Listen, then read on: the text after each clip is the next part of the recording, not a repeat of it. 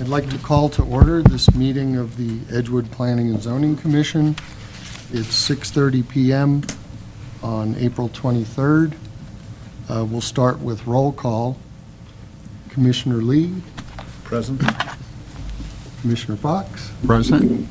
This is becoming a long distance. To Yes. Yeah. Commissioner Herrera, Present. Commissioner Huppertz, Present. and Commissioner Turner. Present. And I'm here, Commissioner Felton. So the first item that we have on the agenda is approval of the agenda. I assume you've had some time to look it over, but if you need a few more minutes, go ahead and take a look. If there's any changes you want to request, go ahead and suggest them. Otherwise, I'll entertain a motion to approve the agenda.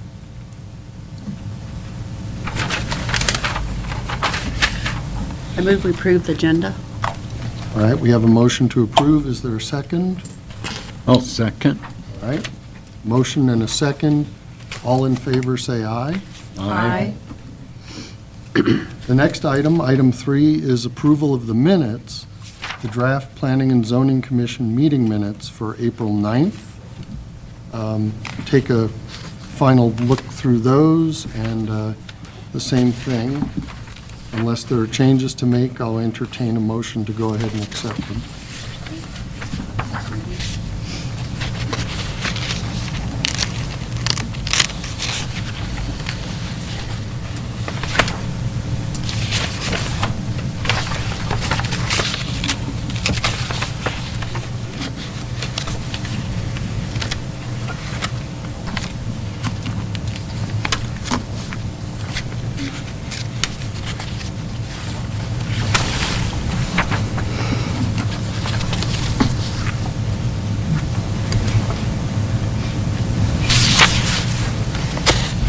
Did we miss any commas anywhere?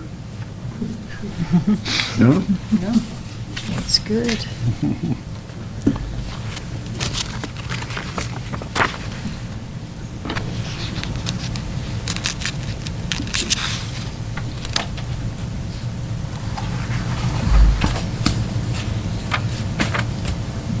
I move that we approve the minutes of March 26th, 2019. Wait, which one was it? April 9th. No, this is Oh, you're looking at an older one? April, make that April Okay. 9th, Mm-hmm. 2019. And I'll second that. Okay, so we have a motion and a second. All in favor, say aye. Aye. So that brings us to the fourth item on the agenda, which is a public hearing. I just want to clarify something with everyone here. If you're here to speak on the public hearing, to provide testimony, either for or against one of the proposals made, you don't also need to sign up for public comment, okay? You're free to sign up for public comment that we'll handle later in the meeting, if it's on a different topic or, something related but not tied so closely to the public hearing itself, all right? So as a public hearing, this is a quasi-judicial procedure in which the commission serves as kind of in a role that, lawyers or a jury would serve, trying to discover and weigh facts related to the proposal. That's to help us decide the matter that's before us. We're going to hear from the applicant, and I'll go over what the first public hearing is. And then any parties that are opposed, we'll hear from the town staff and our job really is to determine if the proposal is compliant with town ordinances, if it's something we should or should not approve according to existing ordinances and the testimony that people provide, okay? So this is a public hearing, a request for subdivision. The application is from Donovan and Josie Bassett for a subdivision of 200.6 acres into 3 lots at tracts C1, B1, and Tract R, lands of Bassett located in the northeast quarter of Section 34 and the northwest quarter of Section 35. T10N R7E NMPM, Town of Edgewood, Santa Fe County, New Mexico. All right? So can the staff attest that required public notice of this hearing has been given? Yes, it has. Okay. So this case is being heard under provisions required by the New Mexico Court of Appeals, intended to protect the rights of all parties to the proceedings. Requirements include the identification of all parties and their witnesses, and the swearing in of all parties giving testimony. The affected parties will have the right to cross-examine persons giving testimony, okay? And the commission and staff can also ask questions along the way. So I'm going to start by asking the commissioners to affirm that they have no conflicts of interest or ex parte contacts with anyone involved in this case, and we'll do this one by one. So Commissioner Lee, can you confirm? I so affirm. Okay. Commissioner Fox? I so affirm also. Commissioner Herrera? I so affirm. Commissioner Huppert? I'm going to recuse myself on this one, just in case of possible conflict. Okay. And then Commissioner Turner? I have no conflicts, no ex parte communications. I also have no conflicts of interest in this case and have had no ex parte contact. So the concern is that this hearing be fair in form and substance as well as appearance. Therefore, I'd like to ask the group that's here, is anyone present who objects to my participation as chairperson or to any one of the other commissioners participating in this hearing? We're okay? All right, then we'll proceed. So what I'd like to do is have all persons who wish to give testimony in this hearing rise to be sworn in at this time.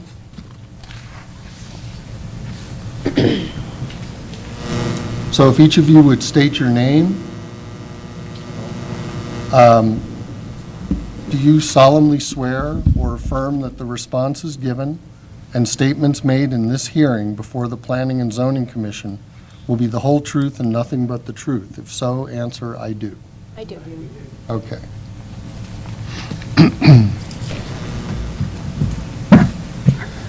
So what we're going to do next is ask the staff for their preliminary report regarding this proposal.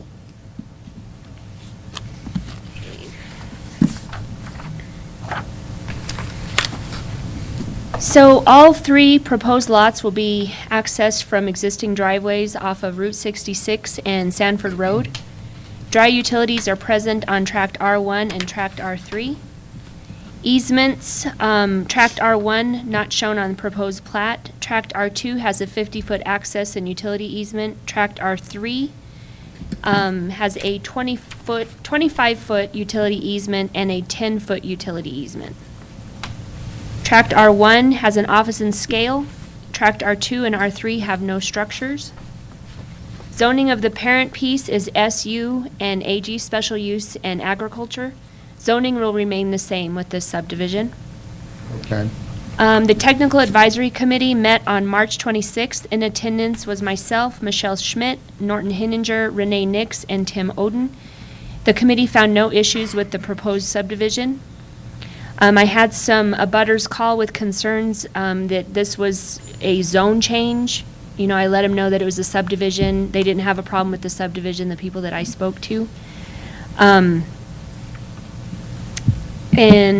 did you want me to give my recommendation or wait for that? I suppose we can wait Okay. until we hear from everyone involved. Okay. Thank you. So at this point, I'd like to ask the applicant or their designated representative. This is sort of like opening remarks. Just go ahead and, tell us a little bit about the proposal. Usually this lasts a few minutes, so whatever you'd like to say. Come on up to the microphone, state your name, and give us some background on what's being proposed.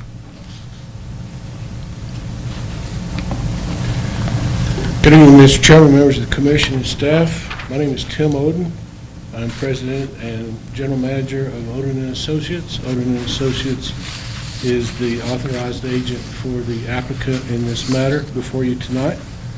Mr. and Mrs. Bassett have owned these 200 acres for a number of years, having received them from his mother. And actually, the property was formerly platted into 2 pieces of land. So we have one piece of land kind of up there in the northwest corner on the north end along Sanford Road that was a portion of what we see now as R3. So Mr. Bassett's intent is to reconfigure the 2 existing parcels, platted parcels, into these 3 parcels. In doing so, he would like to separate the quarry property, which is zoned SU, and really not characteristic with the rest of the property, which is zoned agricultural and residential. So we're making a big piece of land around Leon's property there, C1B2, that you see kind of an island in the middle that has existed for a number of years. Mr. Bassett's parents lived in the house that Leon lives in today and sold it to Leon, I believe. But he's making a larger piece around it. He's making the property west of the section line. On the west side of the property zoned AG, agricultural, into tract R2 containing 111 acres. And the property to the east on the section line there, the section line kind of goes through the middle of everything here. The property to the east being tract R1, which is the quarry itself, 76.9 acres. That leaves tract R3 surrounding tract C1B2, which he's created as an enlarged property, and that's tract R3 that contains 12.46 acres. There is a 100-year flood zone shown as the shaded area going through the eastern portion of R3, kind of at the bottom of the hill. The eastern line of tract R3 kind of goes up on top of the ridge, and it's kind of a natural barrier between this particular property down in the bottom and the quarry property up in the trees and back off to the east. So he'd like to clean it up and make it a little bit more manageable for his estate and create these 3 tracts, which is how he'd like to manage it, and replat the 2 pieces of land into 2 differently shaped ones plus 1. So we're actually gaining 1 out of the 3 that you see here. 1's a new net gain, I guess you might call it. I'll stand for questions, Mr. Chair. Okay, thank you. Do any commissioners have questions for the applicant's representative, Mr. Oden? No.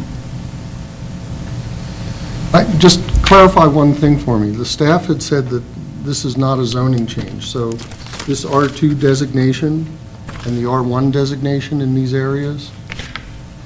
Not to be confused with the zone. Oh, okay. These are tract numbers. Gotcha. Okay. R1, 2, and 3 are just Yeah. totally arbitrary tract Like numbers that C1 we've assigned. and B1, yeah, Yes, okay. sir. I just wanted to They're not- clarify They're that. not zoning designation, they're tract designation. So the zoning was agricultural and special use, and it'll continue to be that? Yes, the zoning is a little blurb below there. It says zoning in section 34 is AG, ag zone, Yeah, on R2.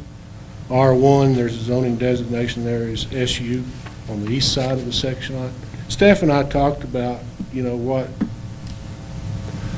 what the property was zoned when this was annexed in I call it the mass annexation, I guess, for lack of a better term. And I think this plat will clarify that zoning that was designated for this property when it was annexed. So it was a little fuzzy to me as to what was SU and where the line was and so forth. So this will designate exactly what those zoning designations are. I think it'll be a little more manageable for everybody.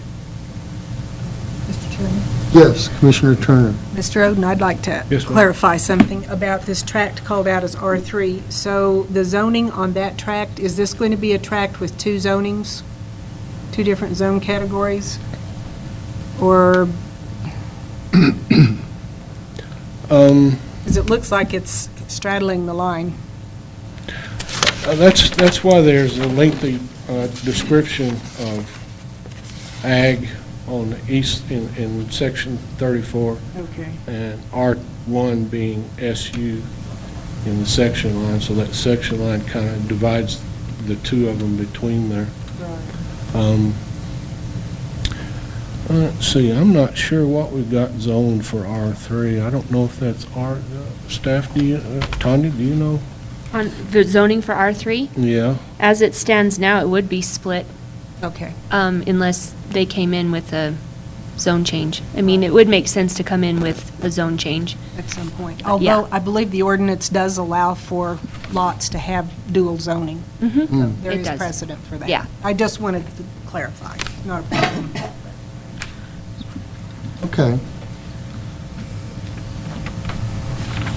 Other questions from commissioners? Anybody? No questions? I guess I have a question. I'm not clear on, you said it would end up in be 4 properties? You said it would end up being split in 4 pieces? no ma'am, it's 3. So it's 3, okay, R1, tract R1, which is the quarry, right. east of the section line. R2, which is the ag property west of the section line. And then tract R3 that surrounds C1B. You see C1B was created by a previous plat, and there's a little note there that says not part of this plat, so that is really not the 4th tract. It just, this property Okay. surrounds it, so it's excluded from what we're doing here. We have All to- right, thank you. Sure.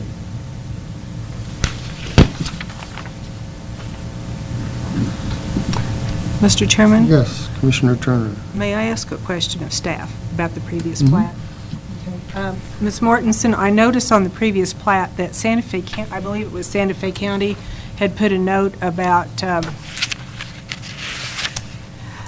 severe to moderate regarding limitations to septic tanks. There was a note on the plat. Did you address that at all with the TAC team? I'm sorry, severe and moderate what? Let me see. I'm sorry, the lights here are not good for my glasses. Pursuant to the Santa Fe, it's note number 3. It's on the previous plat Okay. document that you've given us. It says pursuant to Santa Fe County Land Development Code, the soils rating on this property is designated as being severe moderate regarding limitations to septic tanks. Potential buyers should inquire with the New Mexico Environmental Department about the suitability of conventional septic tank installation before purchasing this lot. We did not discuss that. Okay. Do you regard that as something that needs to be disclosed on the plat? In plat? It probably wouldn't hurt since it was disclosed on the other one. I don't know that the quarry side would ever have any septic tanks there, but, way down the road maybe. I believe that when it would,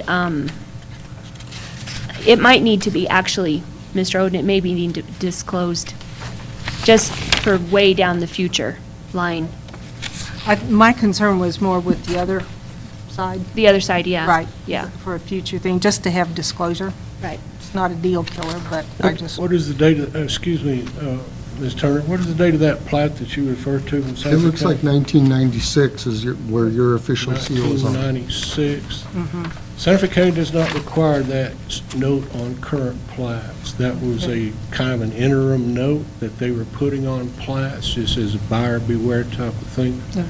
Obviously, the quarry property is quite rocky in places, which is not to say that you couldn't get 10 septic tanks on it if you looked. And the ag property on the west side, it's got a little hill in the back of it, and the rest of it is really good dirt, and So it wouldn't have wouldn't be that an same issue. kind of thing. oh, okay. Santa Fe County does not require that note, haven't required that note in probably 15 years on plats in Santa Fe County today, so Okay. I don't know about perpetuating it.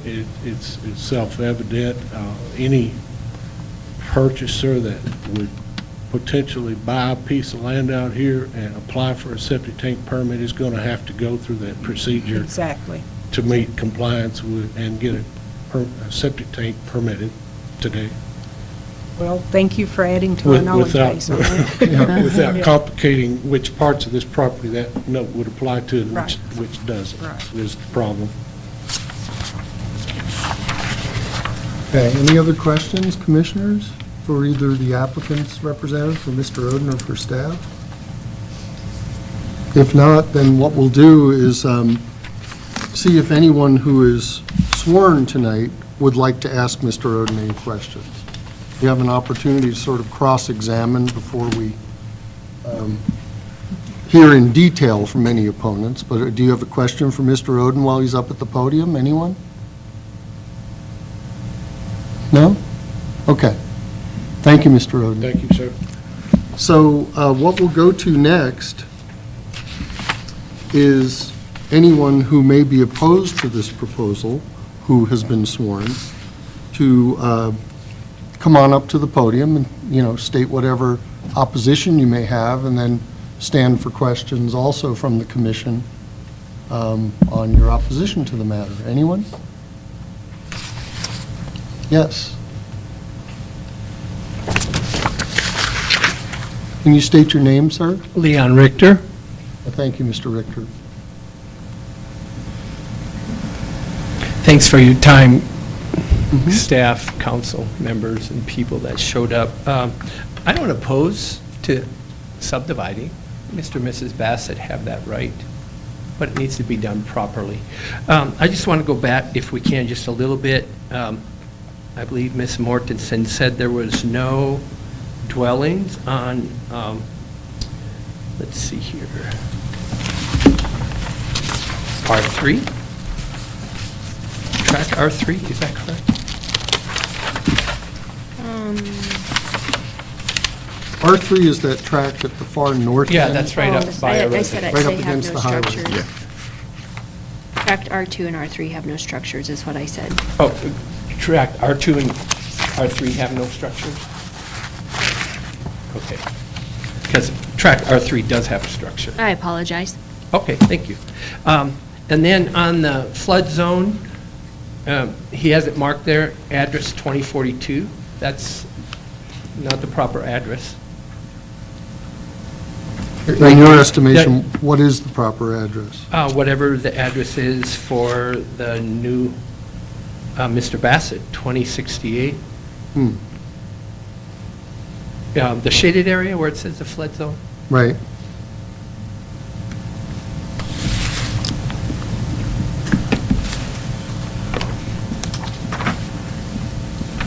Okay. And I also, like Ms. Turner, about the septic, the only thing I could look on that in is because it was in a flood zone, that there was a caution brought up by the Santa Fe County about the septics. Because there's a flood zone right there where that comes through, if people were going to put a septic in that area. I believe the note mentioned soil types. It wasn't It does. talking about Oh, is it? floodplain. So- It says the soils ratings on this property is designated as being severe moderate regarding limitations to septic tanks. It doesn't reference Oh, my potential for correction, flooding. yes, yes. And has the council, the underlying question here with this subdivision, what's the real purpose of it? Is the quarry going to be sold? And another question is, none of the quarry has been reclaimed for over 25 years.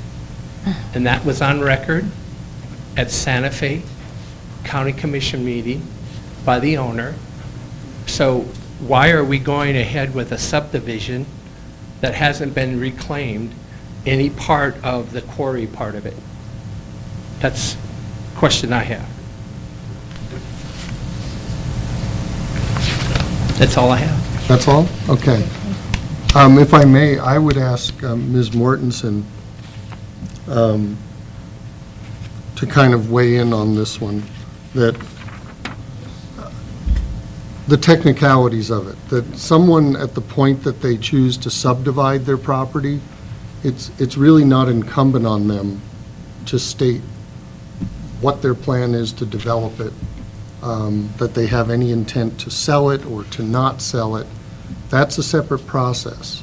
Should they decide to do that, they'll come before the proper commission and council again to seek approval to do that. Is that right? So when we look at a subdivision, when it comes into the office, we have to look to see what it is zoned. So say it's zoned R2, and they want to subdivide it in half. We have to make sure that, and say they have 5 acres, we have to make sure that they can only subdivide where there are 2-acre lots. Right. So that's what we look at. Nowhere in our subdivision ordinance does it state that we have to ask the reason that they're subdividing people, as long as as long as it matches what's in the ordinance, they can subdivide anything. We can't ask that. I mean, you can, but it's not part of our ordinance. Well, if I'm correct in the way I've looked at this, and Mr. Oden has helped me understand some of the nomenclature here, there's no request to subdivide this or change the zoning in any way. Correct. We do not have a pending application to Right, change the like, zoning. there isn't a request to change from special use zoning to something residential, or from agricultural to something residential on either of these large tracts. That is correct. That That would will be a remain. separate public hearing. That would be a whole separate public hearing, with proper public notice and, the whole bit. Okay, thank you. Okay.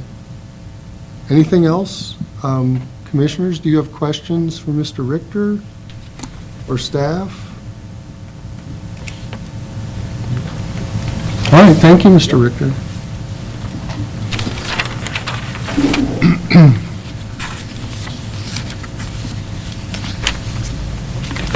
Okay, well, that would appear, oh, did you want to speak as well? Come on up. Come on up and state your name. Hi, thank you very much for letting me come and giving me notification. I'm Thomas McGill. I live at 12 Buck Road here in Edgewood. This is on a similar topic, but it doesn't matter what the plans are for this property. It's what it might be used for. I opposed the request to subdivide the lands of Bassett owned by Mr. Donovan and Josie Bassett, including the Bassett Quarry, at this time. I contend that the town of Edgewood has a fiduciary responsibility to protect the residents from unnecessary financial risk. I maintain the town of Edgewood and its citizens are ultimately responsible for existing liabilities for the quarry in case of the default of the present owner for whatever circumstances. I maintain that dividing the land focuses the liabilities onto a smaller, less valuable parcel while protecting the value of the remaining property, effectively eliminating or reducing the town's net collateral position and reducing the incentive for timely reclamation.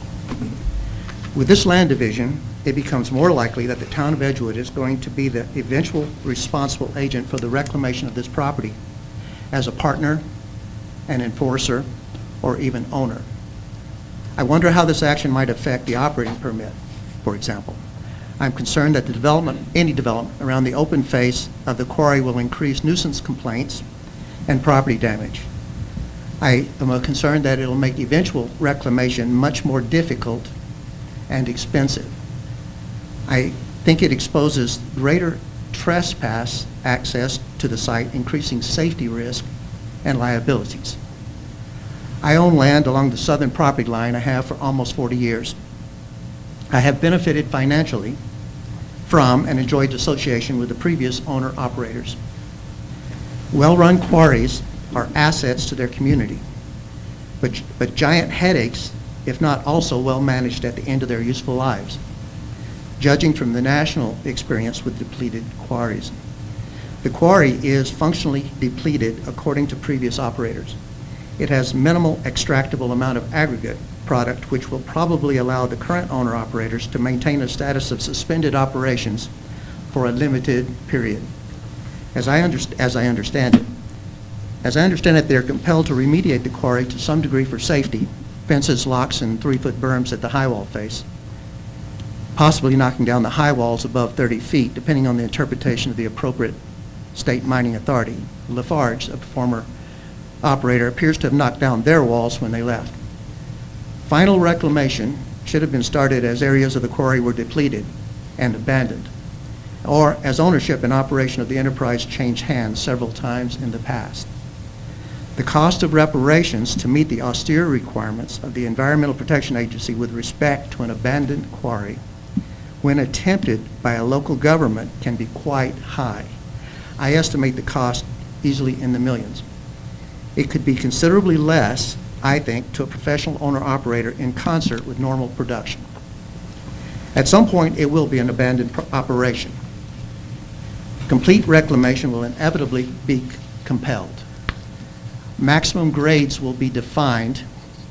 The whole site will be covered with topsoil and planted. The criteria will be one that one cannot tell the quarry existed as such, and that it recovered the general aesthetic nature it had prior to mining. The State Mining and Minerals Division was exempted from responsibility for enforcing remediation of aggregate mines by law in the last decade, leaving responsibility to municipalities.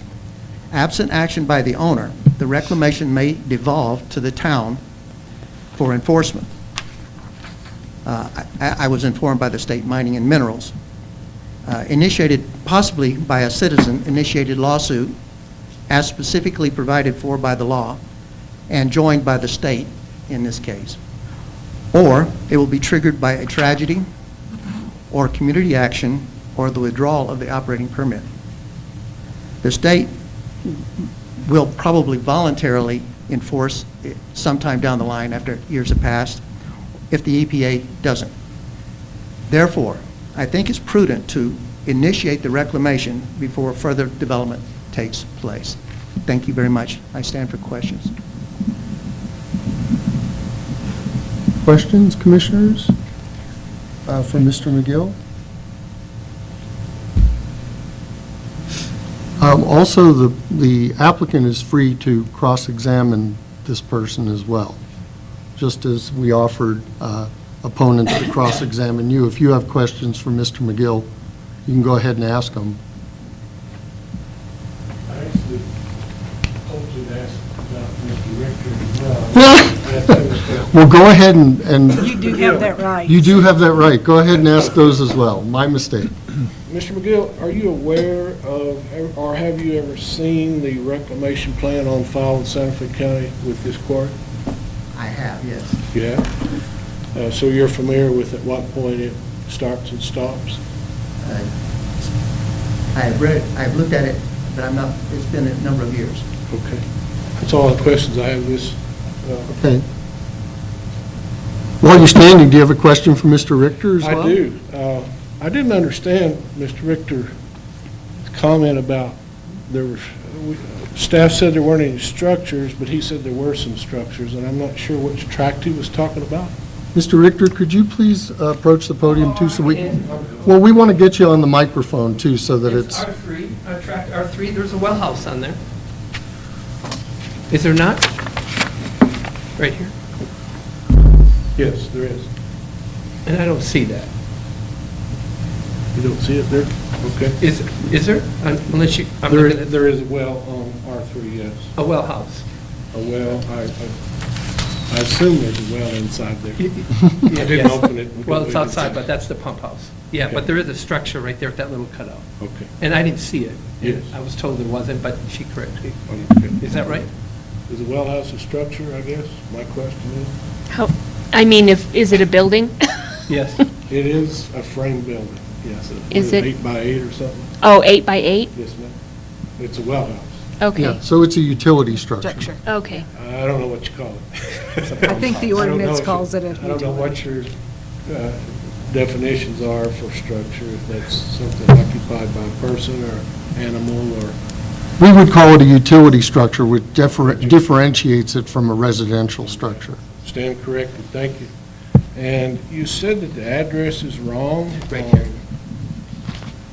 One of these plats? Right here where the flood zone was, that should be Mr. Bassett's address. It should be this address rather than that. That's my address. That's the one you were talking about? Yes, right here. Okay, thank you. Thanks. All right. Anything else? Rebut, at what point do we rebut this testimony tonight? After staff or now, or? Yeah, what we would do is we'd ask the staff for a final report after we've heard everything, Okay. and then we would give you an opportunity for kind of closing remarks. Okay, all right. All right. I'll reserve till then. Thank Okay, you. thank you, Mr. Oden. Yes, Mr. McGill? I'd like to expand just a little bit on Mr. Oden's question of me, and that is, back in the, with your permission, Sure. back in the 80s, I considered making an offer on that property, at which time I went down to the mining and mineral, did my research, in which case I looked at the documentation, what was involved, and decided against doing it. Thank you. Okay.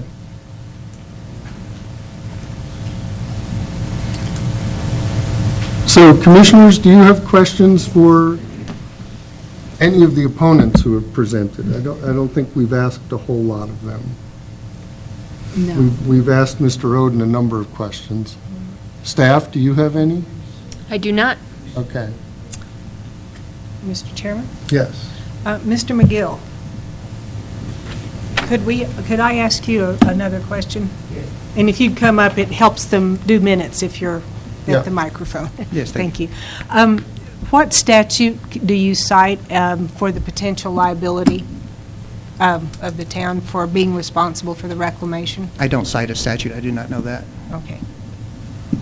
Do you, are you aware of any ordinances that the town has passed that regulate reclamation or blasting operations? Actually, I spoke against the the resolution that the blasting regulations, citing the same responsibilities at that time, and I gave my references at the State Mining and Mineral Division about that at that time. I don't have any of that information right now. Thank you. Thank you.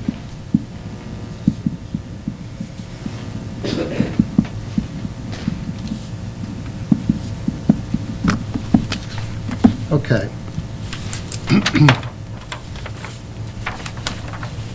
So at this point, unless folks here have other things to add, we would ask the staff for their final report on this, their recommendation, and then I think the commission will deliberate a little bit. We may have questions for each other and discussion before we come to a decision. So, Ms. Mortensen? Sure.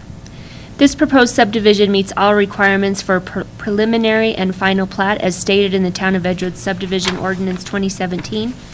The proposed lots will all have access from Route 66 and Sanford Road, and all utilities are nearby. Staff recommends approval. Okay. So do commissioners have any questions about that? No. Yes, Ms. Turner. As usual, I do have some questions. Have you heard any testimony tonight, Ms. Mortensen, that would modify your report in any way? No, I have not. You don't have any indication that any conditions would need to be added to an approval? No, So you have no concerns on that? I have no concerns on this subdivision. Thank you. I guess, this is maybe an unfair question, but the one thing I have in my mind after hearing from everyone is, this is being subdivided, but it's not changing ownership in any way. There's no zoning change. Does it, in your opinion, affect this property's status with respect to any reclamation of that mining site? Is it the same liability that's held by the same people? As far as I know, but again, in our subdivision ordinance, we don't have anything that would speak Right. to that. Right. And that's what we have to go by, is Right. what's in our subdivision ordinance. Okay, so basically, nothing's changed. I'm sorry? As far as the mine is concerned, nothing's changed by us taking action on this tonight? No. Okay. Any other questions, commissioners? No? What I'm going to do then is give the applicant, Mr. Oden, just a few more minutes to sum up if you'd like. Go ahead and make kind of a closing statement and stand for any follow-up questions that anyone may have. And then we'll move to a decision on this. Thank you, Mr. Chairman, members of the commission and staff. I just want to take a couple of quick minutes to respond to the questions from the testimony that you heard tonight. The structures on R3, as we discussed, is a well house. The address shown on the plat is provided by Santa Fe County's Rural Addressing Department. There is a signature line on the plat wherein Santa Fe County will sign off on these addresses that are shown. If they're not right, they won't sign. So they give me the address, I put them on. I don't, sometimes I don't feel that they're right, but I don't argue with those guys. As to the quarry itself, you'll notice on the plat that the property on the east side here is totally fenced in one way or the other. The fence comes down the driveway from the highway, goes around Leon's house, proceeds up the hill. That whole property on the east side is fenced, more or less how we're dividing this property right now. Along a section line, Yes, sir. basically. Yeah, the fence is off a little bit, but my point is, the quarry property is entirely fenced away from the rest of the property, and always has been. It's a separate piece of land. We're simply drawing a line the way, down the way the property is used today. The quarry is still active. MSCI still holds a valid lease on the property to operate the quarry. Material is still being taken out of the quarry. The quarry is still active. This quarry was approved by Santa Fe County. The reclamation plan went through rigorous review by Santa Fe County and was approved, and Mr. Bassett is still bound by that reclamation plan. That reclamation plan doesn't start until they stop operations and completely exhaust the material in this quarry. That day hasn't come. That day may not come for a long time. We don't know. My point is, there is an active reclamation plan that has been approved by Santa Fe County for this quarry prior to annexation into the town of Edgewood. I don't know how that affects the town of Edgewood's administration of this property. I wouldn't venture a guess. Mr. McGill's concerns about reclamation and operations and continuing operations really has no bearing whatsoever on this request for subdivision application tonight. The lot lines are being drawn the way the property has been used in the past and will be used in the future. The lot lines are drawn the way they're drawn because Mr. Bassett wants to administer his estate and his property. He's not a young guy. He's here. And you're welcome to ask him questions if you like tonight about how come he's doing this, or whatever you ask, if you like. He's here. He's not a young man, and he would like to manage his property a certain way, and this is the way he would like to manage it, and that's why he's doing what he's doing here tonight. Like I said, I believe, I agree with staff that this application is in full compliance with your subdivision regulations, and I urge approval tonight. Thank you very much. Okay, thank you. Mr. Chairman, Yes, may I Mr. ask a question about? Yes, yes. I'm sorry. This is my ignorance, so please bear with me. Tract R2 will be separated from Tract R1, so is there any reclamation requirements that will remain on R2? Or is there any reclamation requirements that are on R2 now? R2 is, I'm sorry, I loaned my plat to somebody in the audience. Yeah, that's the R2 is the piece agricultural on the zone. west, or? Yeah, it's the piece on the west, yes. So that will, from what I understand, Thank you. by splitting this, then R2 will not have any reclamation burden. R2's never been zoned SU for the quarry. It's been separated by the fence line there up down the section line, so no. The wouldn't have those reclamation plan is for the quarry. The quarry is pretty much what you see on R1. Well, the quarry has a whole bunch of reclamation requirements on it, a plan you mentioned. Yes, sir. But R2 will not have that. Never did. That's correct. But It never did, even though they were connected lands.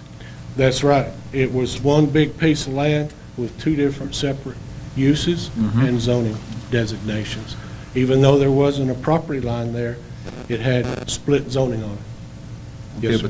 but this will guarantee that R2 will not be subject to R2 anything that is the not- quarry will be subject to. I'm sorry to interrupt you. Yes, that's correct. R2's never been part of the quarry, nor will it ever be part of the quarry without some further action coming forward for change of zoning to make it SU for quarry purposes or whatever. So It's a good separation of the property. Okay, so the separation of the property provides distinct division of reclamation requirements. Uses and From zoning. virtually zero to whatever they are for the quarry. Yes, sir. I Okay. think so. Thank you. You're welcome. Thank you. Thank you, Mr. Oden. I think what we'll do now is the commission, if they have questions or discussion, will deliberate a little bit. We'll go ahead and consider the public hearing closed. We'll deliberate and then come to a decision. So, commissioners, do you have points of discussion or questions for staff to try and help us reach a decision?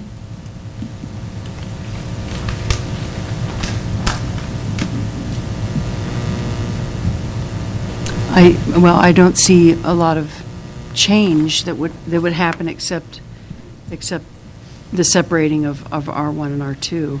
It's going to keep the same owners, is that right? Mm-hmm. And then keep it from, like we just discussed, the reclamation requirements.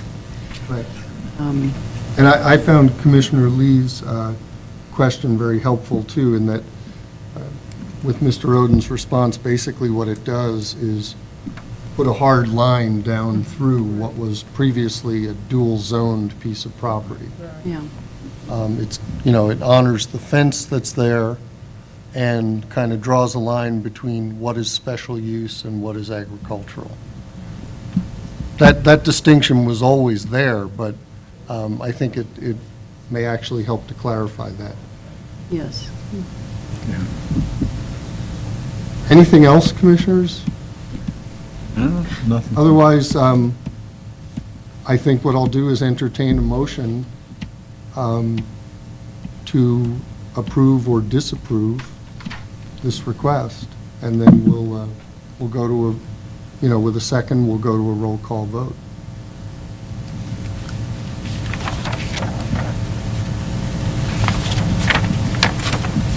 Mr. Fox, do you want to give a stab at the motion?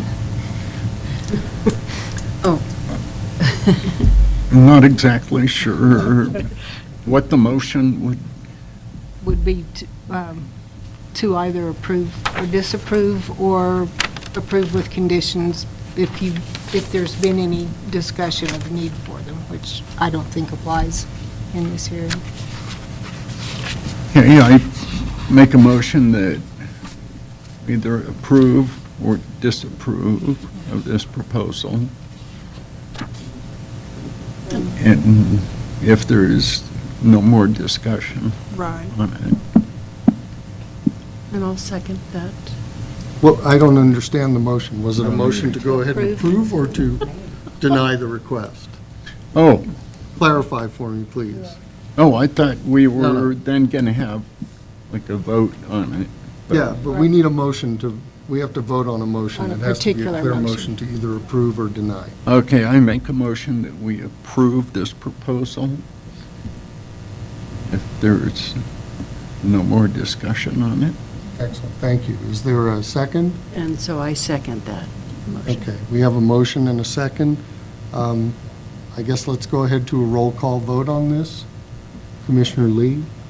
I'd like to know that I'm allowed to vote in this case. Yes, you are. Yeah, Okay. you're an alternate, bringing us to a full quorum Okay. with absent one member.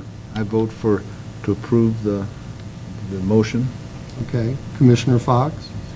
I vote to approve the motion. Commissioner Herrera? And I vote to approve. Commissioner Turner? I vote to approve. And I would also vote to approve it. Okay. Thank you, Mr. Oden. Thank you all, everyone who participated. It was good to hear very useful information. Does anyone need a break before we move on to another public hearing? I'd like a break if we could go. So what we're going to do, I'm going to have us take a brief recess, and we'll move on to a second public hearing. It's the next item on our agenda, and I won't have to do a whole lot of introduction of the process because you've all seen one go beginning to end. It's going to be just like the one you just saw, all right? So let's take a brief recess, just a few minutes, and then we'll reconvene for the second public hearing. We don't want to keep Mr. Oden too long. You got two in a row here, so let's get ourselves on to the second one. So what I'm going to do, because we've already done sort of the preamble and folks understand, you know, the Court of Appeals' role in this, we're going to jump right to requesting certification on this second one. Let me read what's on the agenda. So this is also a public hearing, a request for subdivision. This is item 5 on our agenda. An application of Jared Gallegos for a subdivision of 5 acres into 2 lots at Tract E, Lands of Shepherd, located in the southeast quarter of Section 13, T10N, R7E, NMPM, Town of Edgewood, Santa Fe County, New Mexico, AKA 6 Windsong Lane. Okay? And we have this displayed on the projector here. So I'm just going to jump right to asking staff if proper notification has been made of this hearing. Yes, it has. Okay. And then I'll ask all of the commissioners involved here if I'd like them to attest that they have no conflicts of interest or ex parte, and we'll do this roll call style. So Commissioner Lee, do you have any conflicts of interest? No, I have none. Okay, Commissioner Fox, No, I have none. Commissioner Herrera, any conflicts of interest or ex parte communication? No, I have none. Commissioner Hupperts, No, I have none. Commissioner Turner, I have none. okay, and I also have none. So, if the staff will give us their preliminary report on this one, actually, let me back up a step. Is anyone in the public here objecting to anyone on this commission serving in this subdivision hearing? And then anybody who knows they're going to give testimony, if you would stand to be sworn. Do you solemnly swear or affirm that the responses given and statements made in this hearing before the Planning and Zoning Commission will be the whole truth and nothing but the truth? If so, answer, I do. I do. Okay. And none of you other folks are going to give testimony? Okay. So with that, let's go to the preliminary staff report on this one. All right, if you guys want to follow along here, Tract E1 up here will be accessed from Windsong Lane, right here. Tract E2, right here, will be accessed from Dinkle Road. You can see the driveway going through. Wet and dry utilities are present on Tract E1, and dry utilities are present on Tract E2. Easements are as follows. Tract E1 has a 25-foot access and utility easement, and Tract E2 has a 30-foot access and utility easement. Tract E1 is the residence of Jared Gallegos with a barn and sheds up here. Tract E2 has a shop. Zoning of the parent piece is R2, residential 2-acre lot. The zoning will remain the same for both lots. The Technical Advisory Committee met on March 26th. In attendance was myself, Michelle Schmidt, Norton Hinninger, Renee Nix, and Tim Oden. The Technical Advisory Committee found no issues with the proposed subdivision. Abutters called with concerns of zone changes but had no issues with the subdivision. I did receive an email that I passed out, you guys. And, oh, it's right here. This is a neighbor. She's concerned with the reason why they want to subdivide the property. She is in fear of it turning in, the shop portion, turning into a commercial business. You can read through the emails. I let her know that there was no pending application for a zone change. I was not aware of any business being run out of there. But basically, as I said earlier, this subdivision fits, and what their future use is something that is a completely separate issue that we would deal with at a later time. Okay. Okay. So with that, I'm going to invite the applicant or their representative to come on up to the podium, state your name, and go ahead and give us an opening presentation about this. Help us understand it. Thank you, Mr. Chairman, members of the commission and staff. My name again is Tim Oden. I'm President General Manager of Oden and Associates. Oden and Associates is the authorized agent for the applicant, Jared Gallegos, who is present here tonight as well. The application is to subdivide or divide Tract E of the lands of Shepherd, approximately 5 acres, into 2 tracts, separating the house from the shop. This property is located, is a couple miles east on Dinkle Road from 344, at the northeast corner of Windsong and Dinkle Road. All wet, dry utilities are currently there. The shop is not connected to any sort of septic tank or anything. Doesn't have any water in it even. The applicant would like to separate this for future purposes going forward. He may decide to come back in and ask for a zone change for the shop. He'd like to separate it first before he contemplates doing that. For purposes of insurance, his mortgage on his house, his insurance, he needs to just have the insurance cover the residence and not the shop. He's got the shop totally separate financially, so it makes sense to separate it because of the 2 buildings. The shop is accessed directly from Dinkle Road. There is a driveway shown off Dinkle Road that kind of curves around and connects back to the house driveway up there and goes back out to Windsong. So there's a little driveway that kind of wanders around both properties and connects everybody to everything else. So, property is not located in a 100-year floodplain, best we can tell. Zoning of the property, as staff mentioned, is R2, and all the property around it is zoned R2. And therefore, a division of these 2 tracts, creating lots greater than 2 acres in size, would comply with your current ordinances. I'll stand for questions, Mr. Chairman. Thank you, Mr. Oden. Thank you.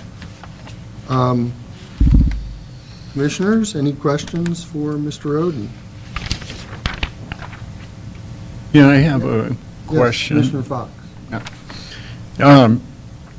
The shop, is it connected to plumbing or the septic from the over in the area of the No, sir. residence? No, there's no bathrooms in the shop.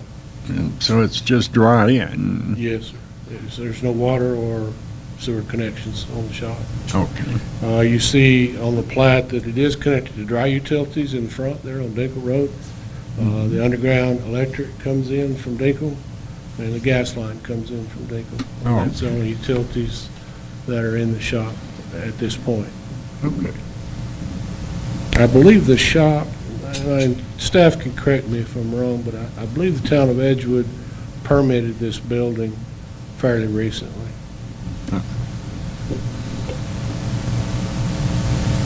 Commissioner Turner, did you have a question? Yes. Thank you, Mr. Chairman. You mentioned a possible reason for doing this to be, to have to do with separating the uses on the property.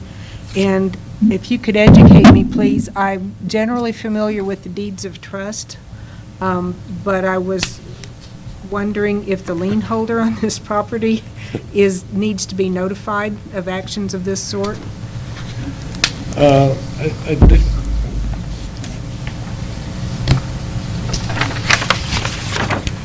Commissioner Turner? Yes. Deeds of trust, you rarely see in New Mexico. Right. You see them a lot in Texas. You don't see anything but a deed of trust. As I understand it, and I'm not an expert on deed of trust because they're so infrequently used in this state, but a deed of trust is held by a trustee for the benefit of the holder, all right? So rather than a mortgage with the deed, these deeds of trust are held, I guess you could think of it as if it were escrow until these payments have been made and then the mortgage has been met and then they release it. I know I can read it and see that the deed of trust is for the entire 5 acres. Okay. But as I understand it, as long as the mortgage is in good standing, then you have the right to encumber it, divide it, or do anything else to it, as long as it's in good standing. If it were in default, then that would be a different matter. But as I understand it, it would not require the trust's approval to divide it into 2 pieces. They're still going to hold their security as it is. This plat's not going to make any difference, really.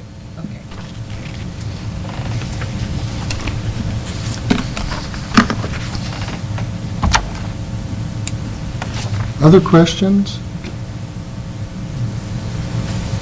Anyone?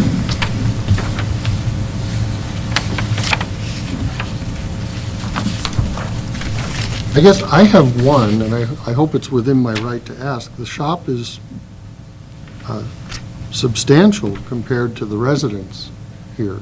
And am I within my right to ask just what kind of shop it is? Because we do have concerns coming from members of the public. It is an automotive shop. He's Okay. got a lot of cars in there. He's got motorcycles. He does paint. He does a lot of stuff with his cars and his hobbies. He's got some race cars and some pretty nice cars, some classic cars in there. And yeah, it's big. It is a big building. It is very big. Okay. I mean, I've got a neighbor with a house, with a shop or a shed next to their house that's bigger than their house. It's not unusual, and in fact, he builds cars too. I've seen that. Other questions, you guys? For Mr. Oden? Staff are also free to ask any questions of the applicant that are unasked at this point. I don't have any questions at this time. Okay. I guess I have a question. The electrical is set up separately from, I'm not clear exactly where the residence is. Is it right in front of the, Right here. Yes, she's So pointing that's- to where the underground electric comes into the residence up there. And if you drop down below the shop there off Dinkle Road, you'll see the UGE underground electric going into the shop there off Dinkle Road. going up, going? And they are separately Separate metered service. totally. Okay, they're separate. Yes, Have each- totally. The lines there. Oh, See right the here. lines coming down? There That's you the go. gas and the electric. Okay, Yeah. And then the same with the house, but it's going out to the left. They're All right. totally separate. Nothing goes from one to the other. okay, I was just asking that, yeah. Thank you. Sure. Now, Mr. Oden, you had said that the shop is separated financially. Can you explain that to me? Just As I understand it, he's put quite a bit of money in that shop, and basically, he thinks, the way he thinks of it, he owns that free and clear. Certainly, he has a mortgage on the residence and the 5 acres.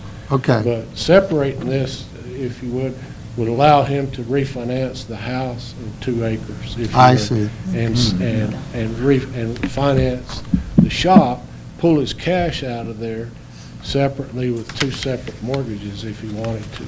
And that's what I meant by that. Okay, that helps, thank you. Thank you. It's kind of a prudent thing to do, really. Okay. Other questions? Any from commissioners? No? Well, proponents of the matter, people in support of it may speak if they'd like to, but I've asked people if they want to be sworn. People were like, no, I'm good. So I'm assuming that you all don't want to say anything, or? Okay. Is there anyone here then who is an opponent to this proposal who may have something to say? No? Okay. With that, I think we can go straight to the final staff report. That would be the next item here before we come to any sort of deliberation. Okay. This proposed subdivision meets all requirements for preliminary and final plat as stated in the Town of Edgewood Subdivision Ordinance 2017. The proposed lots will all have access from Windsong Lane and Dinkle Road. Dry utilities are present on both lots, and wet utilities are present on Tract E1. Staff recommends approval. Thank you. Any questions for staff on the matter, commissioners? Nope.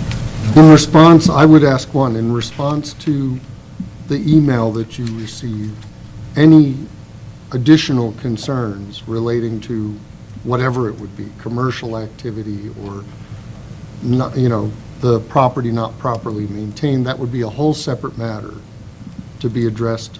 Can I address that? I was not sworn in, but I was. Why don't you stand, let's swear you in real quick. Just to be squeaky clean. So do you solemnly swear or affirm that the responses given and statements made in this hearing before the Planning and Zoning Commission will be the whole truth and nothing but the truth? If so, answer I do. I do. Go ahead and state your name so it's on tape here. Michelle Schmidt, Code Enforcement. Okay. Town of Edgewood. I was made aware of the email this afternoon, so I did drive it out there before, so we would have all the information coming into this meeting. There are quite a few vehicles out there. None of them look like they are inoperative of any kind. They all are being used. They are maintained. They're not junked cars. And you do not stipulate how many vehicles a person can have as That's long right. as they're operating. Right. As far as anything else on the property, it is clean. There is no trash. There is no issues. And I cannot tell by looking at the roadway, I mean, there's no traffic coming in and out. There was no sign of any type of business being ran. Then again, we can have a home residential business. Absolutely. All they have to do is fill out an application. I did speak to Mr. Gallegos this afternoon in reference to it all, and I told him that if there was an issue with the vehicles, if we have more complaints, that I may need him to bring in proof of registration and insurance showing that they are operating. If they decided they were doing a business, to please come in and fill out an application. But like he suggested, he's been ahead of this game from the day one. He's come in asking, what do I need to do before this happens? What do I need to do? They have complied with everything that we've asked.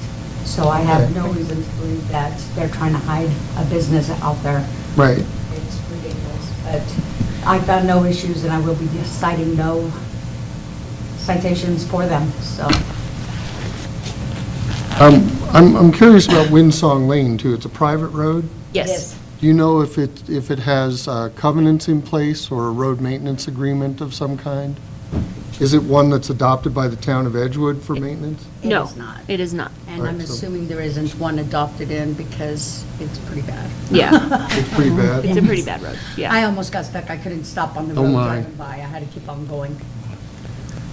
So, Are there neighbors that also use this road to the, Yes. say, to the north? That would have to access Dinkle past this property? Yes. Okay.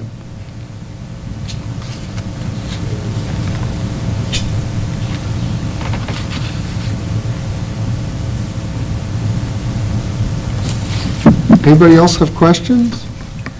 No.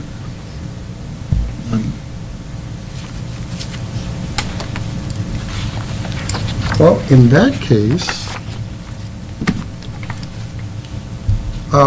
it almost seems silly, but I can ask you to come back up and make a closing statement, if you would, Mr. Roden. We've kind of reached that point in the hearing. Thank you, Mr. Chairman. I'll be brief. Just appreciate your consideration for approval. I believe this firmly complies with all the intent and letter of the ordinance for your subdivision regulations, and appreciate your comments and consideration tonight. Thank you. All right, thank you, Mr. Oden. So at this point, we will consider the public hearing closed, and the commission can now deliberate, if any. Thank you, staff, for your answers to my questions, and hearing your answers, I realize that basically subdividing this property, simply doing a subdivision, has no real impact on existing traffic or abutting neighbors. It's the same as it always was, it's just subdivided. Correct. And if traffic through there, for whatever reason, becomes an issue, that's a whole separate matter to be addressed at some point in the future. That is correct. Okay. So any deliberation, questions, comments? Mr. Chairman? Yes, Commissioner Turner. I just wanted to make the observation that based on the testimony we've seen, it appears that the resulting lots are compliant with subdivision regulations in all respects. In that case, I'll entertain a motion to either approve the proposal or deny. I was not clear the last time around. I'm trying to be really clear. Yeah, okay. Mr. Chairman, Yes, I Commissioner move- Fox. I move to approve this proposed subdivision. Is there a second? Second. Okay, we have a motion and a second. Commissioner Lee, my apologies. What I'm going to do is skip you in voting. You've served as an alternate on an earlier public hearing. Yep. And we're going to go with our full complement of regular commissioners. And thank you for filling that role as you did a little while ago. So Commissioner Fox, how do you vote? I vote to approve. Okay, Commissioner Herrera, I vote to approve. Commissioner Hupperts, Approve. Commissioner Turner, I vote to approve. and I also vote to approve the proposal. All right. Thank you.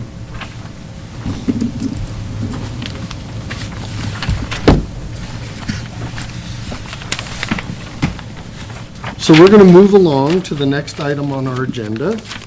Good night.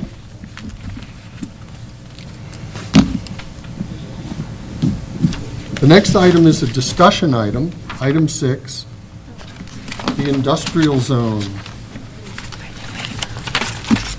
Again.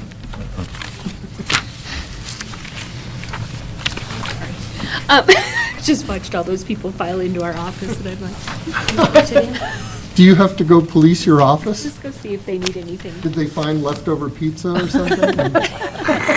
That's right, you are the code enforcement officer. Yes, I send her to do all the bad things. Actually, tonight, we have Mike Butler here from the wastewater. Oh, okay. I gave him a copy of what we've been working on and the businesses, and we were talking about, what were we talking about? Go ahead. Potential impact on the wastewater treatment Yeah. plant. So again, I'm Mike Butler. I'm the chief plant operator for the wastewater department for the town of Edgewood. And I just kind of read over some of the proposed businesses and, other light industrial places that might be in the business park. And as far as the wastewater plant is concerned, there's a few that may impact the plant. Some of them clearly won't. I mean, we've got, office machine equipment sales and stuff like that that are just going to have restrooms, regular old bathrooms, no issue there. Laboratories, experimental, including test or medical, that's not really a concern as far as wastewater treatment goes. Usually there's some pretty tight regulations and procedures and proper controls in place when it comes to any kind of chemical or drugs that they're going to use and the proper disposal of such. So that's not a real concern. Manufacturing and treating, repairing things, similar situation. There's going to be some pretty tight controls on a lot of what they're utilizing.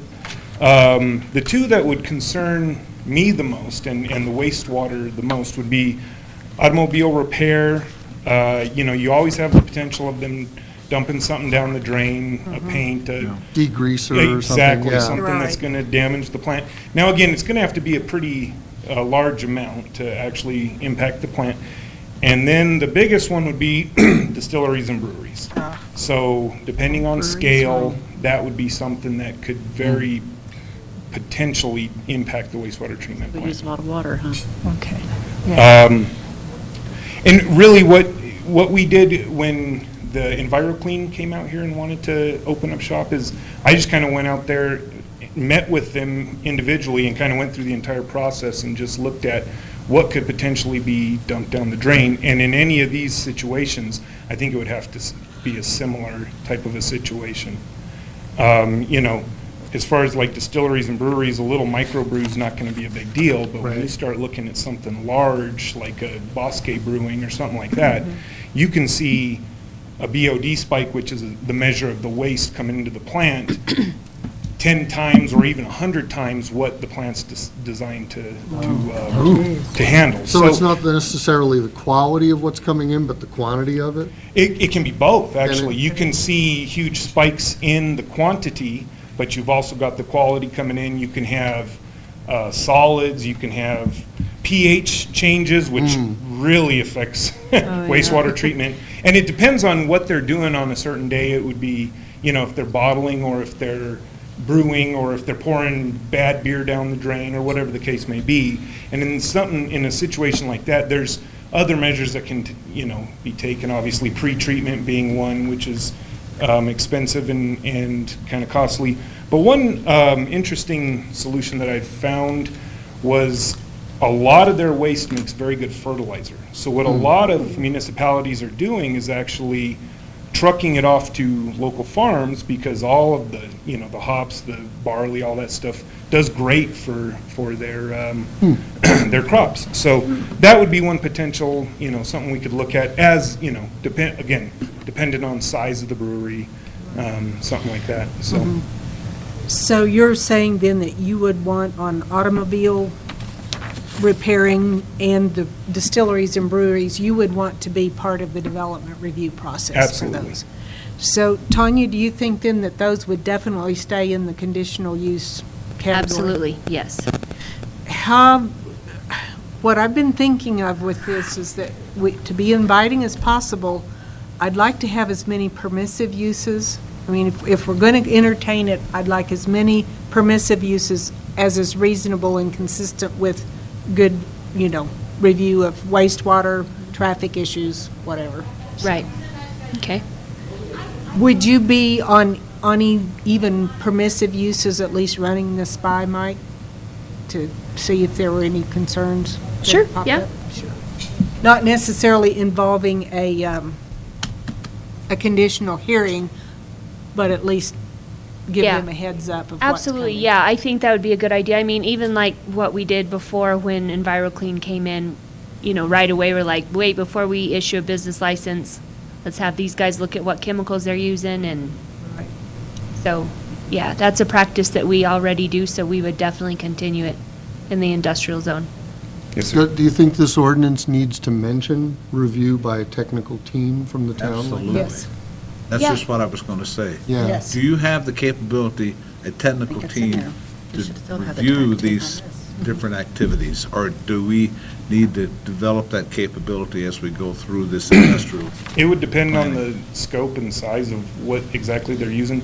Again, with EnviroClean, they had a very limited number of chemicals that they were using, and come to find out, they don't use any water. Nothing goes down the drain, and even the rags that they use to wipe the cars off is laundered off-site. So from a wastewater standpoint, I had no objection whatsoever. You guys go ahead. But if it's a giant list of something that's going to be impacting the plant, then it may require a little further study. But it's just a matter of kind of looking into what exactly they're going to be using and how that's going to impact the wastewater that we're trying to treat. So So we could we possibly, for for some businesses like auto mechanic, or not let them on the sewer, just have them do a septic tank? Or would that be possible to do that? I think if they're within the sewer corridor, They have to. they have to hook up.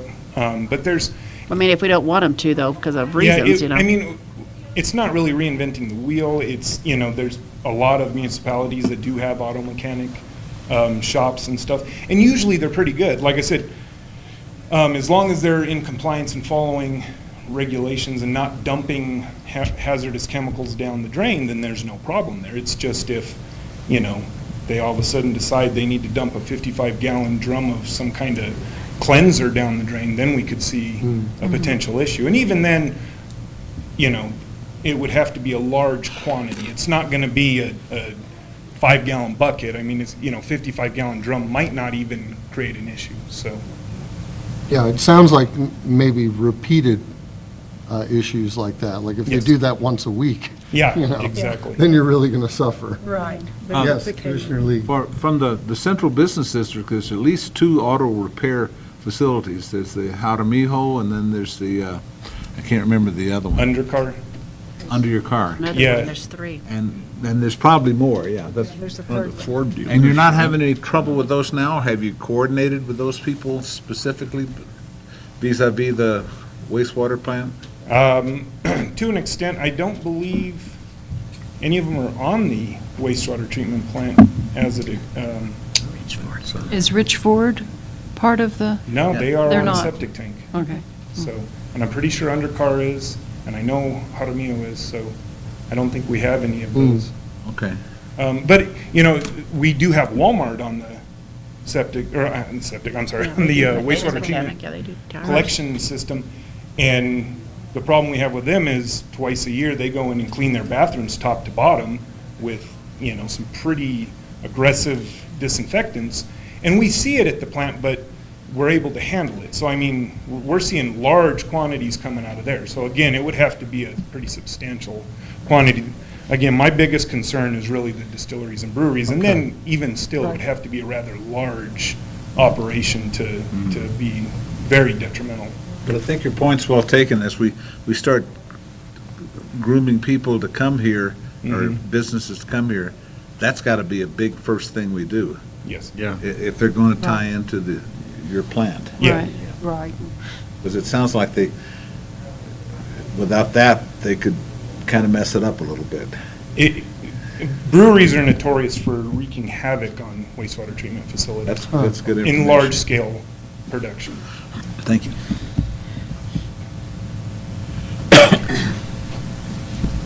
Tanya, I think we're seeing a need here for institutionalizing the TAC team and the zoning ordinance as well. My question is, do we want to confine it to light industrial, or do you see a need for that for Across the zoning ordinance? across the I would zoning like to ordinance? have it across the zoning ordinance because there's many times that, like for development review and whatnot, we need to get the team together and look at things.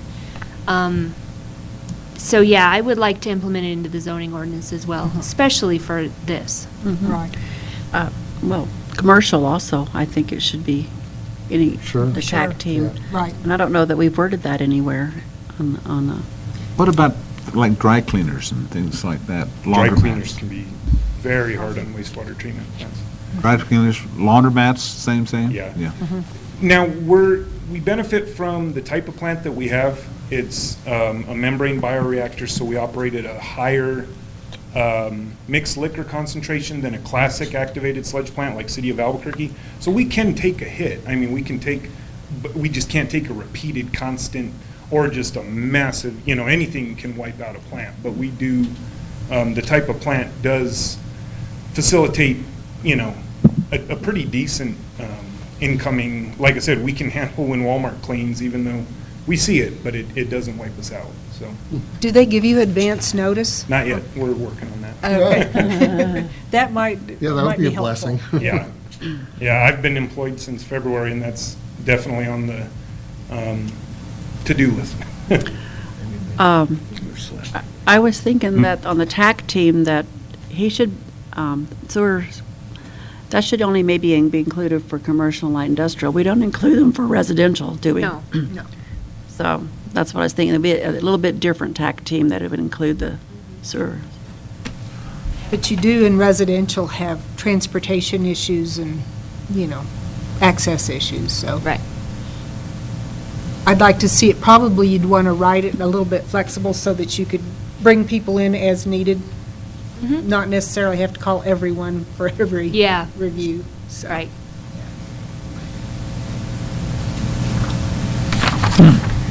So what else do we have to do with this tonight? We have sample stuff from other communities, right? Yeah, I just put some stuff in there so you guys could see what some communities in New Mexico have. Thank you, Mike. Okay, thank you. Thank you, Mike. Good stuff. So we're going to build in TAC to the whole ordinance if we can. Yes. And if they're inserting our industrial draft into that ordinance, they're reapproving the ordinance anyway, so sticking in TAC is not a big problem. Right. Buffer zone, on that first one I showed you all, where it says, chapter 17.41, on the third page, G, buffer zone, buffering shall be required to separate this zone from other land use. Well, I don't know where that last page went, but, oh, I had it wrong, designations. It's on the second page. And then it says, it goes through 3 different things. Buffer walls, berms, or landscaping shall require city approval before being implemented. After approval, all city requirements shall be adhered to. So it's pretty simple, but I liked it because, it is simple. And I believe this was Artesia's. Artesia or, let's see. I had Roswell and Gallup. Yeah. So this one, it could have been Silver City too, I can't remember. It was in New Mexico though. Well, I'd like to see, I think we still have fumes, odor, et cetera, noxious fumes specific to laboratories, and if there's a way to pull that out to kind of overall, which some of these other ordinances did. Right. I think Roswell actually treated it in its own paragraph.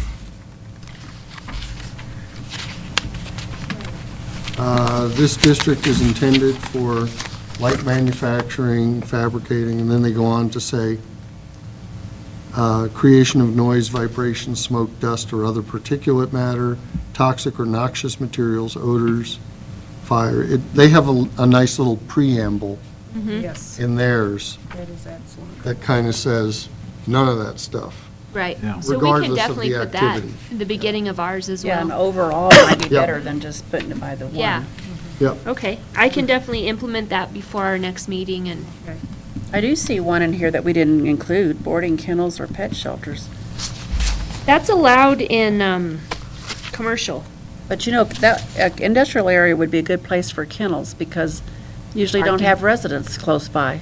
Yeah. It might be better than a commercial place. Yeah, we can always look at taking it out of commercial and putting it in No, industrial. and I never thought of it until I just saw it here, but I'm like, you don't usually have any residents, where commercials can have residents kind of close and, at least where we're, Yeah. considering, that'd be a good place for kennels is in a place like that. We might Right. want to add that to our list. You could allow it in both, and then, Over a certain size, make it yeah, That's a good point, Yeah. yeah. sometimes, hard if you already have some throughout town and stuff that's already been okayed. Well, if they're already here, you can't, that'd be, but, to consider in the future, it Right. just might be a better location. Especially for a larger facility. Right. yeah, so maybe, allowable in both zones, and the size of the operation is kind of what differentiates them. Mike, how amenable is the design of your facility to incremental upgrades? Actually, that's a good question. So currently, a membrane bioreactor has what are called cassettes. Each cassette has 200 membranes. We are currently Yeah, operating. we saw those at the. Oh, okay, so we're operating on 3 cassettes. By adding a 4th cassette, Currently, we can do up to 56,000 gallons a day. By adding the fourth cassette, we can go up to 75,000 gallons a day. And then you saw the spare basin that's on the, to the side. Everything is in place except for the aeration within that basin, the pre-air, everything else is in place. So it would take 4 more cassettes, which would take the plant up to 150,000 gallons a day. So currently, we're That's doing... really good information to have for this, because as we start considering the industries. And currently, we are doing about 30,000 gallons a day. That's amazing. Yeah, I figured so- it'd be a So whole we're lot more not than near that. capacity. No. No. And there's language in our discharge permit that states at a certain percentage of capacity, we have to enact the upgrade to the next phase, you know, to putting the next set of membranes in. Okay. So you do have some excess capacity that you could draw on if needed. Yeah, and actually, the membranes that are in place are somewhat old technology. With membrane technology, it's always improving. And we just went and looked at a plant in Tesuque that uses a different type of membrane that is potentially stackable in the place, in the room that we have. Wow. So that we could actually increase the capacity even further. So you could bring the newer ones in and use them. Yeah, it's a possibility, so. Well, see, that's a very good piece of news, because while we were going around the plant, I was trying to imagine that, but I didn't have enough understanding of the plant to see the capability to incrementally handle Right, much more than I thought, yeah, bigger loads. yeah. And for a light industrial zone, we may not have to do too much changing at your place, you know, depending on what kind of industries come in. Right. But it sounds like there's some flexibility there that may be really nice in about a year from now. Yeah, absolutely. Thank you. I've got a question, just a quick one for you. When we did our survey, one of the businesses that was most asked for out here was, we need a car wash. Okay. When they do these spray car washes, I've seen some done on kind of a large scale, but for like a normal one, did they use 100% water, or did they filter and recycle They it? filter and reuse a lot of the water, and then there's traps underneath the car washes usually for grit removal, and so you're removing all the dirt and mud and Like everything. grease before- trap type things? Exactly, Right. before it's being sent down to the plant. Mud and Yeah. traps. And, Rocks, gravel. You know, as long as it's not contaminated with any kind of waste other than just grit, then it can be landfilled, it can be dumped out back, you know, Yeah. depending on what it is. It's considered sludge, but it's not considered waste sludge, so it's a different category of sludge. But yeah, normally they reuse most of their water because. And then they would put some into the sewer system, but Yes. it would be pretty clean by then? Yeah. Okay. Yeah, I don't know the exact numbers percentage-wise, but I know from both a sewer standpoint and a incoming water standpoint, you know, they want to minimize the amount of money they're having to pay both places, so. Yeah. They, and, you know, they're, again, technology's always improving, so they're using reuse systems that reuse and clean the water to an extent. Oh, okay. I worked for Enterprise Rental Car for 2 years at Sunport, and I can tell you the biggest thing we had an issue with in our filters was bug parts Yeah, that come off the windshield and the front bumpers. Oh, the buck, yeah. Like they would clog filters. Oh, yeah. We'd have to go in and change them out yeah. to keep operating. So for 10 years, I ran the Paco wastewater treatment facility. Okay. And the biggest issue we had up there was chili seeds, clogging the filters constantly. Yeah. Oh. Especially Chili chili seeds and skins, especially during chili season, but all year round, it didn't matter. Yeah, we would get bug Wow. parts and then also, this is horrible, but bug eggs. It's a strange kind of waste, you don't really Yeah. think about it. I don't know how a sewer treatment plant would like bug parts, maybe they're just fine. Yeah, no issue with bug parts. Okay, good. Is that a quotable?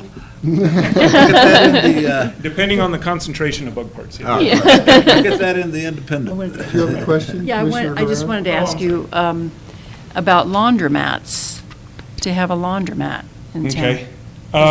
How does that, how does that work? Laundromats can be a similar issue, you know, the biggest issue with a laundromat's gonna be the volume that's going to be treated. And of course, there's always a potential with whatever they're using in the machine itself. But there again, there should be some reuse within the laundromat, but it depends on what type of laundromat it is. Now, dry cleaners, on the other hand, are notorious for having issues when it Chemicals, comes to wastewater treatment plants. But Right. laundromats with, some potential Right. pretreatment or a close look at what they're sending down the drain shouldn't be an issue. So we had dry cleaning and laundry in here as a conditional use, and we actually crossed it out and put in uniform services, where we're thinking like a larger commercial laundry, Okay, where they're, laundering maybe medical scrubs and stuff. okay. I don't know how that would impact things. That would have to be looked at on On probably a the scale case-by-case of it. basis, just to see, Committee's going to be doing. yeah, what kind of flows we're looking at and what exactly is, Yeah. Best thing would be, in a situation like that, maybe even contact municipalities that are dealing with large scale, and see what kind of waste they're seeing come out of there, just so we have an idea beforehand. Okay, But yeah, I think that would have to be looked at on a case-by-case basis. all right. Thank you Start for spending the time. with Yes. us. Oh, yeah. We appreciate it. Pleasure. Very helpful. I had images of, we had 4, just like your 4 modules out there, just to handle this stuff. That's good information. Yeah. This, Have more capacity than I realized. yeah. Right. I had a conversation just today when I was informed that the plant is at capacity and you can't take any more big businesses, so. Yeah, we heard the I've same heard the thing same. during the comp plan I heard workshop. that during the comp plan. Yeah, there like- was an awful lot of discussion about Oh, our fan club. Your fan club? Yeah. Yeah, during our comp plan workshop on Saturday. Well, They're full of so much information. it's always interesting to get the truth. Like Mike can make sure he's there. Facts. I know. No matter You can what. go to battle Not with me rumors. because Carla left me What to you tell hang them, it I to dry. just went out there Yeah, and saw she it. did. She left. I'm like, I'm texting her, 911, SOS. Take them out there. Slosh Yep. around like we did. We were right there. Yeah, we were right there on the front lines. Exactly. Well, no. 'cause Probably it's should have had something him at that that can meeting. actually, go to battle on I them think we saying that actually- we're at capacity. and we can't do managed it. to Here's strike the out thing, although We language. have hundreds of. There was a strategy written in the plan that was how to address the failed plant. Yes. Yes. And we edited that a little bit softer language, like how to, enhance capacity or whatever, rather than Didn't do that. address the failed plant. So what else do we have to do with this tonight? Nothing, I just wanted you to take a look at what, I wanted you to hear from Mike, and I wanted you to see what these other municipalities had, see if there's anything you liked. Yeah, I see a couple more things I like in this. I guess it's Berlin, actually, the first one. Lynn, maybe, yeah. I read into it, said Berlin zoning code, about the trash containers having, screening them, with something, Yes. so that they don't, I thought that was a good one, and the flagpole might even be one to take a look at. I think we've already talked about setbacks and stuff from. Right. So, and I even liked where they talked about, loading zones, kind of building it into the design of the building. Right, that kind of goes Those- along with the Overland Park things. The other thing, too, about Yes. the trash containers here, it actually limits their location of 115 feet from the property line when adjacent to planned or zoned for residential use. So, prior to that. Oh, so actually, yeah, we won't have them close to residential use anyway. Well, That'll be good as part of if you're going to do a preamble that's about noise and fumes. That's true. That's Right. where you also address trash and how it Yeah. needs to be screened. Right. There should probably be an entire section up front that applies to every use, whether it's permissive or conditional. Yeah. And I also, we were talking about landscaping last time, And in the very last page, buffer landscaping shall be maintained and kept clean. Any buffer planting shall be maintained permanently, and any plant materials. That, I mean, doesn't go along with exactly what we were talking about last time, but has something in there about landscaping for a buffer. Sure. Well, I'd also like if the plants die, you got to replace them within a year. Yeah. 'Cause, Yes. dead plants don't look too great. Right. Right, Yeah. yeah. Good point. You don't plant them once and let them change over to weeds. Yeah. Yeah. Go with that.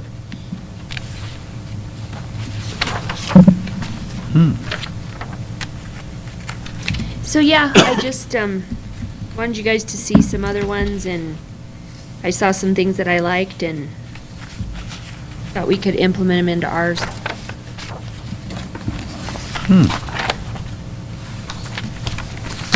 Well, how do you feel about adding some verbiage about, consider the following uses, including but not limited to these, and that would give you, if you had something come out of left field, then that would take you into your development Right. review, calling your tax Right. committee. And Yeah, I have do missed like that. It something. gives you wiggle room. Give some wiggle room. Yeah, Yeah. that puts some flexibility in Mm-hmm. we want to attract some business and Yes. try this thing out it. Right. and expand it from there. Right. I do think we need to be very careful about the wording so that we are very clear that we're not doing heavy industrial. That's one of Yes. the legitimate concerns that I have heard from the public, is they don't want creeping heavy industrial. Right. Right. So I think with just the title alone, light industrial, and then we can put that language in right there for purpose. So, yeah, I think they'll be able to see that it's not, there isn't anything heavy in there, but, Right. Yeah, some of the other examples here actually have a section for heavy industry. which, right. Maybe someday, but I don't think that's where we want to go right now. No. A side note, Tanya, at our meeting on Saturday that we had, John Carpenter, I know he mentioned funding for developing light industrial areas, grants and stuff, because it seems like if that could be pursued, if this area was developed, it'd be more likely for someone to buy property there to start a business. so. Right. Yeah, we can look into that and see what all that entails. I've never heard of that, but, I mean, I'm sure it exists. There's grants for everything. Yeah, So- when he said that, I was like, wow, that make a difference, because I can't see somebody coming out with a business and saying, I'm going to pay for all this development, because it would be expensive. Be nice if we could get a grant just to extend the road. Exactly, get the road, the road alone. Well, Yeah. May road and run the sewer, that would be two big things. Was John talking about the bonding I through think the so. state I think so. mechanism? It was, it's called a IC something other. I have it in my notes. I do didn't too. bring them, but, Yeah. Yes, I remember that. Yeah. That's a nice idea. That might be applicable on Section 16 particularly, but if it would apply to a light industrial zone, it might be worth pursuing. It was specifically for an industrial was- zone. Was it? well, Okay. because you're bringing economy to the area. Yeah. So there's something for the bang for the buck, so to speak. It would help the economy Yeah. if there were, businesses like that. Mhm. So, Yes. Thank you for bringing that up. So what else? Anything else we need to do with this tonight? I'm pretty encouraged, more than I was when we first got into this. Because I thought we had a critical point that was not flexible. We found out that's not true. No, that's the sign ordinance. We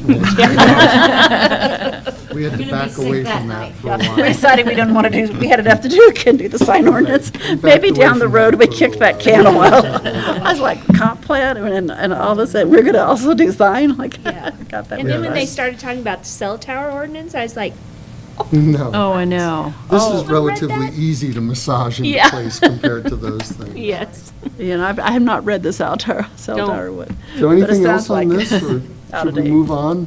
No, I think we're ready to move on. Okay, so item 7 on our agenda, public comment, but the only one here is Mike. Comment, Mike? So More We're comments? going to skip over that, although I don't know if people signed in. I thought I saw some people signing in. They were but- all signing in, but I think it was just to speak to the Yeah, and I public think they hearing. managed to get it done in public hearing. Yeah.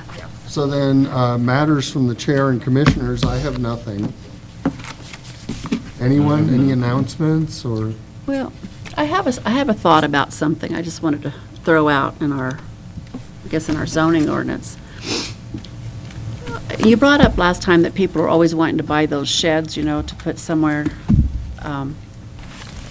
like they're trying to start a small business or something and they want to see if it'll work and have a small storage shed or something like that to get started. Well, I was kind of thinking, would there be something totally wrong with that if it was like only for a year they could have it or something like that, just to help businesses at all? No. And the reason is because it's just not meant for occupancy. There's not a bathroom, it's not ADA. They're not built to any type of standard. Well, I thought about the portable building that moved in over by me. Could they put a portable building instead if They it wanted could, to do because something that's got a temporary? bathroom in it. It's designed for occupancy. It's had children in it. Okay. So it's already ADA certified. So, yeah. May not look like it. May not look like it. They're That's a not sore point beautiful. with me, I'm sorry. Yeah. Well, I was just wondering, a comment came up, I heard about this, and I thought, be nice if there would be something people could do to see if their business is going to make it before they put too much money into it, I guess is what I'm getting at. That is a good point. And there might be some room in the commercial sections for allowing for like a business incubator. I know this has been discussed in the past, where you have a place where people can come and like rent a desk that they don't, it's for a minimal amount. They have a place that they can meet with customers. They have an address, a physical address. And they can lease, and then at that point, they, if the business grows, they can move on. And I believe the Church Street Market has kind of been acting Well, like I think that. they're doing that, and they help people, when I talked to Diana, I ran into her in the store, they help people figure out how to do their taxes and grocery receipts. They're really giving them pretty a lot of help for, the things that they don't know how to do, which is, they kind of are an incubator over there. So I spoke to a guy just not long ago and was talking to him about a property that he just bought. He's wanting to rezone it and potentially do an incubator for businesses, for like office businesses. So Good idea. that might be coming. I think that would be a good thing to encourage. I told him think there was a that's- need for it. That's probably a better approach than relaxing the ordinances, to allow things like sheds and, well, we see it with the sign ordinance. I don't know if my business is going to pop, and I don't want to invest in a sign, so I'll go with a vinyl banner for the first 3 years, and Until they it's end up- flopping. They end up in tatters, Yeah. and then it becomes something you regret allowing everywhere. Well, it'd have to be short-term. Of course, it causes code enforcement, because if they don't, they run over you, then you got to make them clean it up. So it's got two double-edged sword there. But I would like to see if there could be some sort of help for people trying to start businesses. Because sometimes, who wants to invest in a building and your business doesn't make it, Well, Big it's like, loss. it's like the where the Pizza 9 is, as you go 66, and it's all, that's like maybe the only business in there. It's a string of, it's like a plaza that has Yeah. open, but it's not really, hasn't been. not making it. It's just It was empty. just so expensive, I think, from what I had understood. Yeah. So Probably charging too much. New businesses coming in, or smaller businesses could not afford the The rent. Mm-hmm. Yeah. And unfortunately, it probably costs a lot to build that building, and they have to charge that much. It's a kind of And a, there just isn't money there. And Right. that, I mean, they had to close down McDonald's because they couldn't get, the people to show up to work, and so it's kind of, it's not growing very well. But, yeah, we don't want to have to we don't want to have anything like that necessarily for people to end up well, having empty a stores. lot of people complain about McCaw's buildings. It used to be McCaw's. I don't know who owns them now, but those rentals where those offices used to be were very high, very expensive. And that's why businesses have a hard time renting a place to. Well, I Where the think town offices were and all that row over there. hopefully one of the things we can do with the light industrial, though, is to bring in some businesses that are going to generate some demand Right. for those things. It's kind of a bootstrapping thing. Mhm. Other matters from commissioners? Anybody have anything? No. No. Then we'll move on to matters from staff. Just a reminder about if you've signed up and registered, don't forget, May 1st through 3rd. Next week, right? Yes, at the I Marriott. gotta hurry up, get everything I get done at work so I can go to that. I'm That's like, the oh, man. Louisiana Marriott, right? Yeah. Yeah, okay.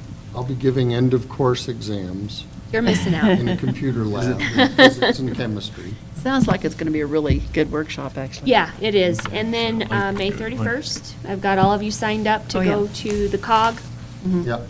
for that. I got that day I off. will not be here.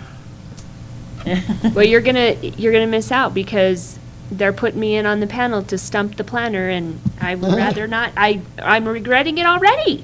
To stump the planner, is that what it is? Yes, because the mayor's going, and you know, Oh, he'll stump you. he's gonna stump me. Yes. Probably so. Just for fun. Yes. That's how our old reference guide got started. So, Yeah. have you had a chance to confer with any other planners in other towns about light industrial? I have not.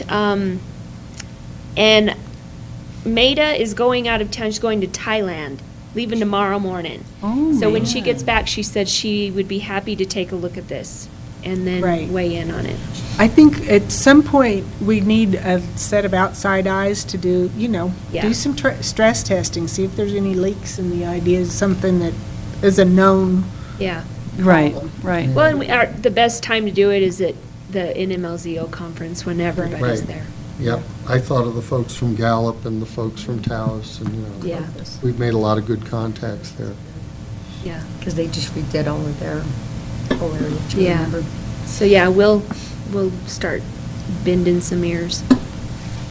So that takes us to calendar update, future agenda items, That date on there is wrong. The Oh. next P and Z meeting should be the 14th. 14th, okay. I-14, Yes. next meeting.